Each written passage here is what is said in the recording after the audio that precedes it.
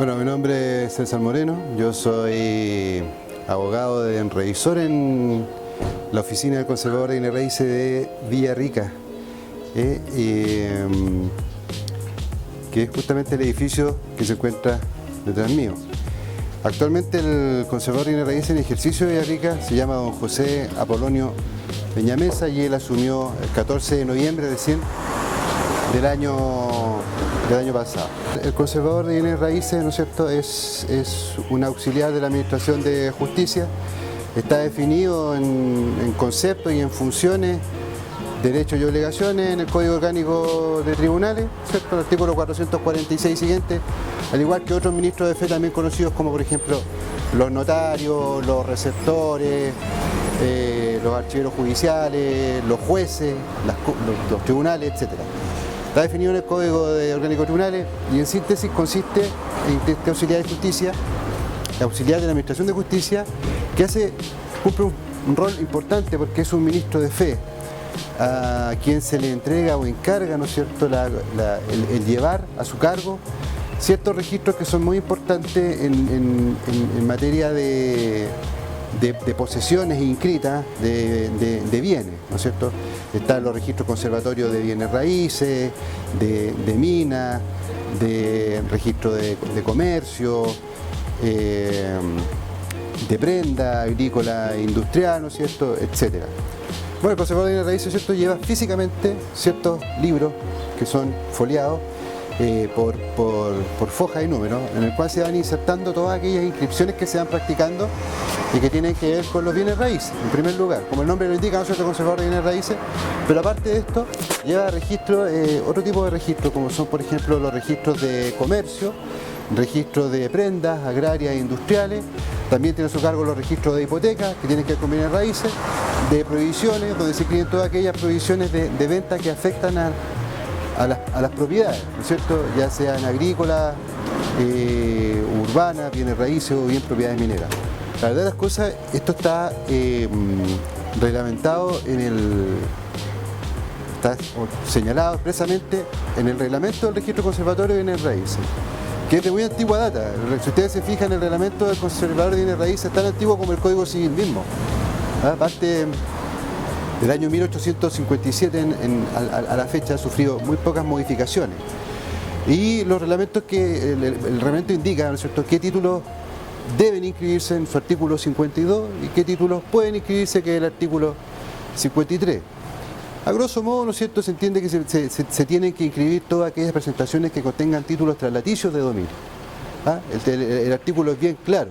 No siendo taxativo en general, tiene que inscribirse los títulos traslaticioos de dominio, hipoteca, servidumbre, fideicomiso, usufructo, la propiedad fiduciaria, etc.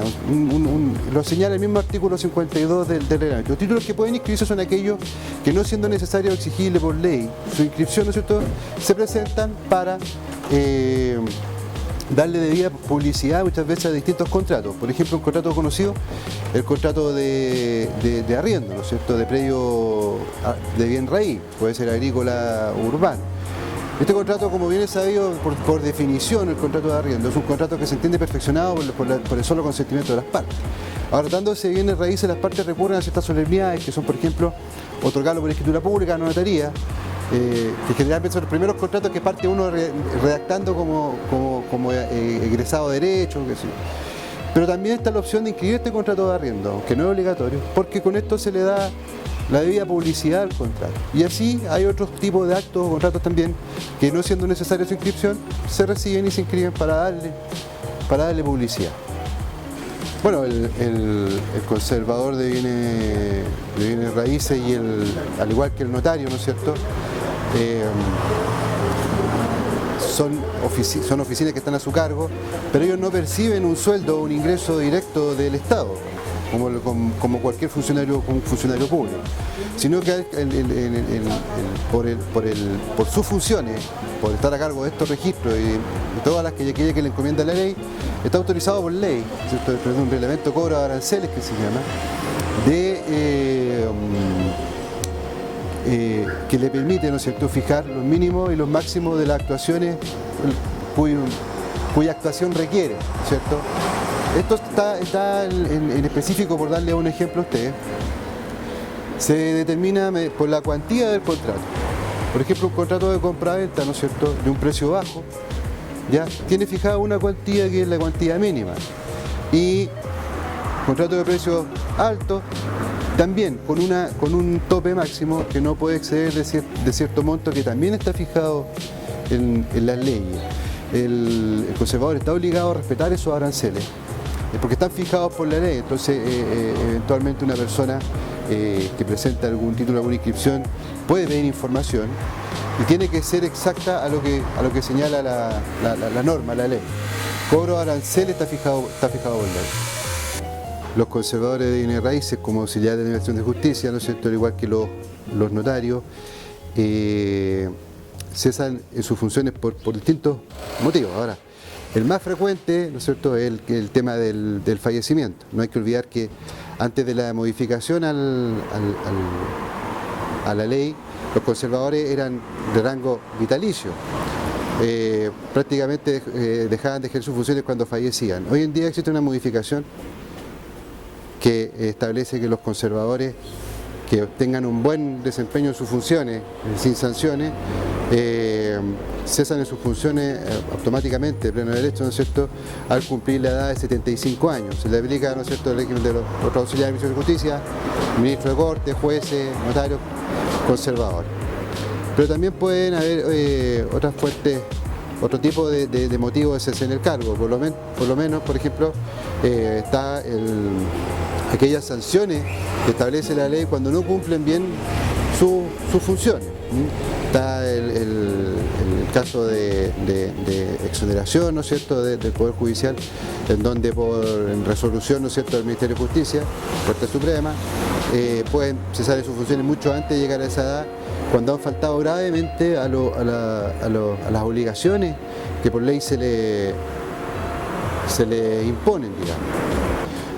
Bueno, eso ya es un poco más de derecho sustantivo, ¿no es cierto?, lo que es el derecho civil. Yo creo que lo que tiene que ver con esta materia que estamos viendo del conservador de bienes raíces, en lo que respecta materialmente a las inscripciones, ya sea para su estudio de título, etcétera, hay que tener presente la norma general que los títulos inscritos solamente pueden, cesan, ¿no es cierto?, puede ser cancelado en virtud de otro título inscrito, ya sea por transferencia, por transmisión en el caso de sucesión por causa de muerte, en donde se va dejando constancia en el título anterior de esta nueva inscripción. Existen otro tipo de cancelaciones, son aquellas cancelaciones, por ejemplo, desde el punto de vista legal, que son aquellas que se establecen por resoluciones administrativas, por ejemplo, las resoluciones nacionales que aceptan el saneamiento de la pequeña propiedad raíz, ¿no es cierto?, por el Decreto Ley 2695, y que cancelan total o parcialmente una inscripción anterior relativa al mismo inmueble que se está saneando, por ejemplo. Es un tema administrativo, ¿ya? También está la cancelación por la vía judicial, cuando es producto de una sentencia judicial, se deja sin efecto una inscripción reviviendo o restableciendo en el dominio la anterior. Eso puede ser producto, por ejemplo, de un juicio de resolución de contrato, ¿ah?, donde se practicó una nueva inscripción, pero se deja sin efecto porque se determinó en una sentencia que dicho contrato no surtió efecto, digamos. Bueno, el conservador de bienes raíces como funcionario en Chile, ¿no es cierto?, es designado por la presidenta de la República previo, ¿no es cierto?, presentación del Ministerio de Justicia, ¿no es cierto?, que le proponen el cargo al funcionario. El tema está en que hay que tener presente a todos los colegas que se interesan en el tema, que es sabido, ¿no es cierto?, que el conservador de bienes raíces, dentro de los requisitos, tiene que ser abogado. Luego, cuando queda vacante una plaza de notario o de conservador, la Corte de Apelaciones respectiva del territorio jurisdiccional tiene que abrir un concurso, ¿no es cierto?, ¿ya? Para llenar este cargo, poblar el cargo que quedó vacante. Pueden postular aquellos todos que quienes cumplan los requisitos, ¿ya? Actualmente las Cortes de Apelaciones en pleno están recibiendo las entrevistas públicas de todos aquellos que deseen postular, ¿no es cierto?, y ocupar este cargo, que es un cargo muy importante. Luego de este proceso que hace la Corte de Apelación de respectiva, ¿no es cierto?, de todos los postulantes, ellos forman una terna, ¿ya?, de los mejores propuestos para el cargo. Dicha terna puede ser reclamada, puede ser objetada, caso en el cual le toca decidir a la Corte Suprema. Para el caso de que no sea reclamada o siendo reclamada la Corte Suprema la confirme, la terna, ¿no es cierto?, quedaría firme y pasa al Ministerio de Justicia. Luego el Ministerio de Justicia, a través de los cargos que se le propongan, ¿no es cierto?, de esta terna, elige uno de los tres integrantes de la terna, ¿no es cierto?, y lo propone a la Presidenta de la República para su designación, ¿ah?, vía decreto. Bueno, es un hecho jurídico bien importante porque existe, ¿no es cierto?, este libro de ingreso del conservador que se llama de repertorio, ustedes lo saben. El conservador apenas, o en cuanto se le presenta un título para su inscripción, él debe dejar constancia de la presentación del título para su inscripción. Título, entendámoslo como el contrato, ¿no es cierto?, como el documento que nosotros queremos inscribir. Debe dejar constancia de esta presentación en el libro de repertorio. Ese repertorio es foliado y numerado, de manera tal que lleva un orden diario de los días de funcionamiento del conservador, de todos aquellos títulos que se le van presentando. No solamente los títulos extradicio y dominio, también todo aquello que tenga que ver con los registros que están a su cargo. Por ejemplo, las medidas prejudiciales, los embargos, los derechos legales de retención, etc.